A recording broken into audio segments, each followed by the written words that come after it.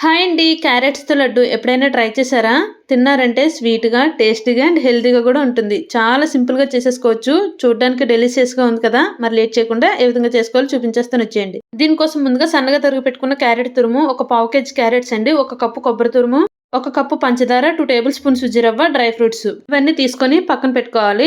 తర్వాత ముందుగా stove on చేసి కడాయి పెట్టుకొని 1 టేబుల్ స్పూన్ నెయ్యి వేసుకొని ముందుగా డ్రై ఫ్రూట్స్‌ని ఈ విధంగా ఫ్రై చేసేసుకొని పక్కకు తీసేసుకోవాలండి. దీంట్లోనే 2 టేబుల్ స్పూన్ సుజ్జి రవ్వ వేసుకొని లైట్‌గా ఫ్రై అయిన తర్వాత ముందుగా తరిగి పెట్టుకున్న క్యారెట్ తురుము కూడా వేసేసుకొని లైట్‌గా ఫ్రై చేసిన తర్వాత దీంట్లోనే కొబ్బరి తురుము కూడా వేసేసుకొని కాస్త ఫ్రై చేసుకోవాలి.